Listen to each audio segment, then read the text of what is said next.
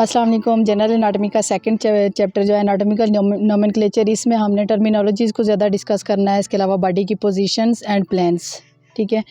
तो इसमें जो टर्म्स वगैरह यूज़ हो रही होती हैं स्टार्टिंग में तो काफ़ी डिफ़िकल्ट होती हैं, लेकिन क्योंकि ये ग्रीक और लैटिन लैंग्वेज में होती हैं, लेकिन बाद में ये चीज़ें जो होती हैं वो आहिस्ता आहिस्ता से याद होना भी शुरू हो जाती हैं। और एक मेडिकल स्टूडेंट्स के लिए जो है ये एनाटॉमिकल लैंग्वेज में ये वाली टर्मिनोलॉजी सीखना बहुत ज़रूरी होता है, क्योंकि ये बार बार यूज़ हो रही होती हैं। एनाटॉमिकल पोजीशन जो है एक ऐसी पोजीशन होती है जिसमें टर्म्स ऑफ रेफरेंस यूज़ हो रही होती हैं, और इसमें एक पोजीशन जो होती है डिफाइंड की जाती है, जिसमें एक बॉडी जो होती है वो बिल्कुल इरेक्ट पोजीशन में होती है। जैसे आप अस्सलाम वालेकुम, आप एक सीधी पोजीशन में खड़े हो जाएं, एनाटॉमिकल पोजीशन कि आप एक इरेक्ट पोजीशन में खड़े, और आप जो हैं आपकी आइज़ जो है बिल्कुल फॉरवर्ड होनी चाहिए इन दी हॉरिजॉन, ठीक है। और दोनों बाजू जो है आपकी बॉडी के साइड्स पे, and palm directed in the forward location, ठीक है। And both toes in the forward, और दोनों पाँव जोड़ लें बिल्कुल, आप ऐसे हाथ भी दोनों बिल्कुल ऐसे करें बिल्कुल बॉडी के साथ। ये होगी एक एनाटॉमिकल पोजीशन, ठीक है। एनाटॉमिकल पोजीशन जो है एक ये तो एक लिविंग ऑब्जेक्ट है। इसके अलावा जो एक डाइसेक्शन टेबल पे जो डेड बॉडीज़ का कर रहे होते हैं वो भी डिफरेंट पोजीशन पे, जैसे एक lying in the spine position या प्रोनेशन में हो, या फिर एक साइड पे एक कैडेवर को जो है लटा के उसको हम एज्यूम करते हैं कि ये एक इरेक्ट पोजीशन में है, ठीक है, और उसको हम एनाटॉमिकल पोजीशन को वहाँ पे डिफ़ाइन करते हैं। इसके बाद हम प्लान्स ऑफ दी बॉडी देखते हैं। प्लान्स जो होते हैं कि इमेजिनरी लाइंस होती हैं जो हमारी बॉडी के डिफरेंट लोकेशंस में से पास हो रही होती हैं, और वो उनके अकॉर्डिंग जो है हमारी बॉडी की जो डिफरेंट मोशंस मूवमेंट्स होती हैं उनको हम डिफ़ाइन करते हैं। जैसे ये स्टूडेंट हैं, ये एक बिल्कुल इरेक्ट पोजीशन में खड़े हैं। एनाटॉमिकल पोजीशन में आप हो जाएं, बाजू बिल्कुल सीधे, पाम फॉरवर्ड, ऐसे बाजू सीधे रखें आप, हाथ पार। तो ये इसमें हम प्लान्स देखेंगे, 3 प्लान्स हम देखेंगे। सबसे पहले मीडियन प्लान, कोरोनल प्लान और ट्रांसवर्स प्लान। मीडियन प्लान ये प्लान है कि अगर हम यहाँ से एक लाइन ड्रा करें, ठीक है, ऐसे लाइन ड्रा करें कि ये बॉडी के ना पार्ट्स को राइट और लेफ़्ट दोनों हाफ्स में इक्वली डिवाइड कर दे, ठीक है। ये वाला जो होता है ये एक मीडियन प्लान है, ठीक है। अगर दरमियान से लाइन गुजर रही है तो ये मीडियन लाइन है, मिड सैजिटल प्लान इसको कहते हैं। और अगर लाइंस हम मीडियन प्लान के साथ साथ इधर इधर अगर हम लाइंस अपनी ड्रा करते हैं तो इसको हम डिफरेंट नाम देते हैं। जैसे कि यहाँ पे अगर लाइन होगी तो वो सैजिटल प्लान हो गया, पैरासैजिटल प्लान हो गया। ये है हमारे पास एक मीडियन प्लान, ठीक है। यानी ये एक मिड लाइन में हम एक लाइन ड्रा कर रहे होते हैं, ये लॉन्गिट्यूडनल प्लान भी इसको कहते हैं। इसके बाद कोरोनल प्लान जो होता है एक ऐसा प्लान होता है जिसमें हम बॉडी को vertically side to side at right angle to the median plane divide करते हैं। जैसे कि मीडियन प्लान हमने डिफाइन किया है कि ये मीडियन प्लान है। अगर इसमें हम एक ऐसा प्लान ड्रा करें कि हम बॉडी को आगे, फ्रंट में और बैक में ऐसे डिवाइड कर रहे हैं, ठीक है, यहाँ से प्लान ड्रा करेंगे हम इस तरह से, तो ये वाला जो प्लान होगा इसको हम कहते हैं कोरोनल प्लान। और कोरोनल प्लान जो होता है वो मीडियन प्लान के वर्टिकली हम इसको ड्रा कर रहे होते हैं। इसको हम फ्रंटल प्लान भी कहते हैं, क्योंकि ये बॉडी को फ्रंट एंड बैक इनमें डिवाइड कर देता है। नेक्स्ट जो है वो है ट्रांसवर्स प्लान। ट्रांसवर्स प्लान को हम हॉरिजॉन्टल प्लान भी कहते हैं, क्योंकि ये अपर और लोअर सेक्शंस में बॉडी को डिवाइड कर देता है। और ये वाली जो लाइंस हम ड्रा करते हैं ये मिड सैजिटल कोरोनल प्लान्स के राइट एंगल पे हम इनको ड्रा करते हैं। जैसे अगर हम यहाँ पे इसको डाइसेक्ट करें, यहाँ पे डाइसेक्ट करें, तो ये अपर पोर्शन लोअर पोर्शन जो है ना ये सेपरेट हो जाते हैं। तो ये वाला जो प्लान होगा इसको हॉरिजॉन्टल प्लान, या इसको हम एक्सिलरी प्लान, ट्रांसवर्स प्लान, ये वाले इसको हम नाम देते हैं, ठीक है। इसके बाद है एनाटॉमिक टर्मिनोलॉजी। टर्मिनोलॉजीज जो होती हैं ये लैटिन और ग्रीक वर्ड से ड्राइव होने की वजह से काफ़ी डिफ़िकल्ट फील हो रही होती हैं, क्योंकि इनके स्टेम्स, रूट्स, सफिक्सेस, प्रीफिक्सेस जो होती हैं ना वो स्टार्टिंग में सीखना जो है मुश्किल होता है, थोड़ा सा उनको बोलना भी डिफ़िकल्ट फील हो रहा होता है। लेकिन बाद में अगर हम उसके लिटरल मीनिंग्स वगैरह देखें तो उसके अकॉर्डिंग ये चीज़ें जो होती हैं वो आसान हो जाती हैं। जैसे अगर हमें एक वर्ड का मतलब समझ आ जाए कि myo means muscle and cardio mean heart, और मायोकार्डियम का क्या मतलब हुआ कि मसल्स ऑफ द हार्ट। तो ये वाली जो टर्मिनोलॉजीज़ होती हैं एनाटॉमिस्ट जो होते हैं ये इनको स्टैंडर्डाइज्ड करते हैं। उनकी आपस में कमेटीज़ जो होती हैं एक बात पे एक टर्मिनोलॉजी पे एग्री करती हैं, उसके बाद वक्त के साथ साथ जो होती हैं ये दोबारा से पीरियडिकली इन टर्म्स को चेंज करते रहते हैं, ठीक है।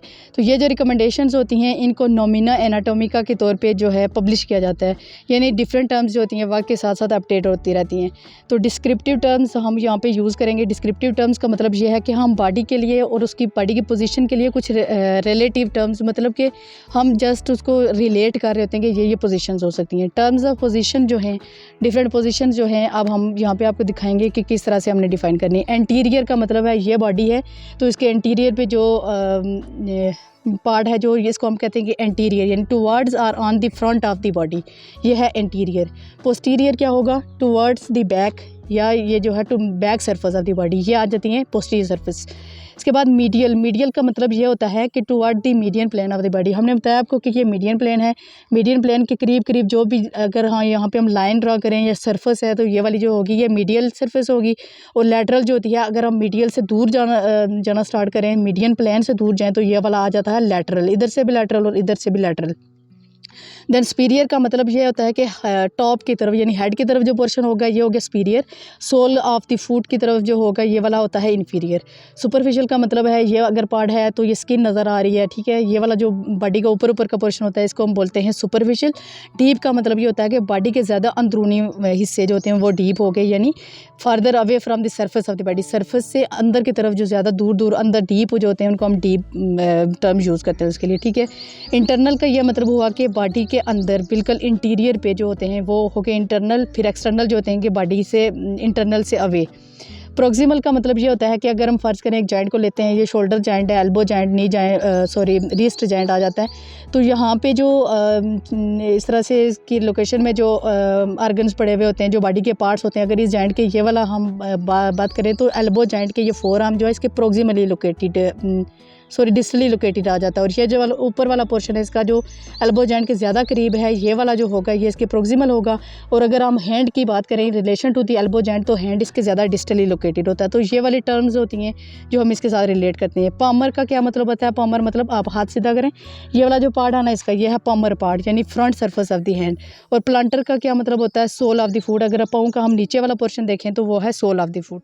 एनाटॉमी का सेकंड चैप्टर का नेक्स्ट हम पोर्शन स्टार्ट करते हैं। इसमें टर्मिनोलॉजीज जो यूज़ होंगी वो डोर्सल, वेंट्रल एंड क्रेनियल आ जाते हैं। डोर्सल का मतलब होता है कि टुवर्ड्स द बैक, ठीक है, ये हम ट्रंक के लिए मोस्टली यूज़ कर रहे होते हैं, ठीक है। ट्रंक का ये जो बैक वाला पोर्शन है इसको हम कहेंगे कि डोर्सल है ये, यानी पोस्टीरियर के सब्स्टिट्यूट के तौर पे हम इसको यूज़ करते हैं। इसके अलावा जो है हम ट्रंक के अलावा भी इसको यूज़ कर रहे होते हैं, जैसे हैंड्स पे, आप हैंड्स शो करें, हैंड्स का ये जो पोस्टीरियर वाला पोर्शन है ये, इसको हम बोलेंगे कि ये है डोर्सल पार्ट, ठीक है। सिमिलरली सुपीरियर सरफेस जो होती है फुट की, ठीक है, वो वाली उसको भी हम बोलेंगे कि ये है डोर्सल। आप एक जो है ना इसको इस तरह से याद कर लेंगे, डोर्सल का मतलब ये जिस सरफेस पे हेयर्स होते हैं, हेयर ग्रोथ होती है, वो वाली जो होती है वो डोर्सल होती है। यानी इन अगर हम हैंड्स, फीट इनमें देखें, आर्म्स, लेग्स वगैरह में देखें, तो जहाँ पे हैंड्स, जहाँ पे हेयर्स होते हैं उसको बोलते हैं डोर्सल। और अगर हम टंग की बात करें, टंग के लिए भी डोर्सल का वर्ड यूज़ करते हैं, तो टंग का जो ऊपर वाला पोर्शन, सुपीरियर पोर्शन यानी रफ पोर्शन जो है उसको हम बोलते हैं ये डोर्सल है, ठीक है। इसके बाद वेंट्रल, वेंट्रल का मतलब होता है टुवर्ड्स दी बेली, मतलब बेली, पेट की तरफ जो होगा इसको हम बोलेंगे कि ये वेंट्रल है, ठीक है। ये इन रिलेशन टू ट्रंक आ जाता है। इसके अलावा भी हम ये टर्मिनोलॉजीज जो यूज़ करते हैं, जैसे वेंट्रल को ना ये सुपीरियर इन्फीरियर के लिए भी हम यूज़ कर रहे होते हैं, ठीक है। जैसे कि टंग का जो इन्फीरियर पार्ट है, नीचे वाला जो पार्ट है, यानी जो स्मूथ है बिल्कुल विदाउट एनी रफनेस, या जो आपकी ये आर्म का ये वाला पोर्शन है इसको हम बोलेंगे कि ये वेंट्रल है, यानी ये विदाउट हेयर और जो रफ़ पार्ट नहीं होता उसको हम बोलते हैं वेंट्रल, और जो होता है रफ़ और जिस पे हेयर होते हैं ये होता है डोर्सल। ये चीज़ आप याद रख लें तो बॉडी में किसी भी पार्ट को डिफ़ाइन करना मुश्किल नहीं होगा कि कौन सा वेंट्रल है और कौन सा डोर्सल है। इसके बाद है क्रेनियल। क्रेनियल का लिटरली मीन जो होता है वो ये है कि टुवर्ड्स दी हेड एंड, ठीक है।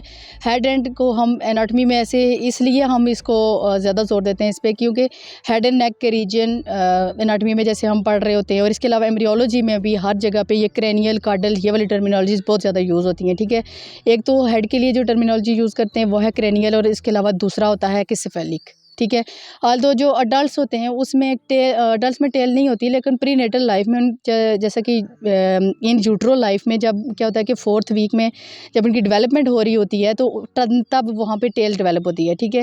लेकिन 8th वीक में वो टेल जो होती है वो डिसअपीयर हो जाती है। इसलिए जो एम्ब्रियोलॉजी में कार्डल पोर्शन का मतलब ये होता है कि टेल, यानी नीचे वाला पोर्शन आप ये कह सकते हैं, ठीक है। तो ये वाली जो डोर्सल, वेंट्रल, क्रेनियल, स्फेलिक एंड कार्डल ये वाली जो होती हैं ये एम्ब्रियोलॉजी पॉइंट ऑफ व्यू से ज़्यादा इंपॉर्टेंट है, क्योंकि वहाँ पे ये ज़्यादातर यूज़ हो रही होती है।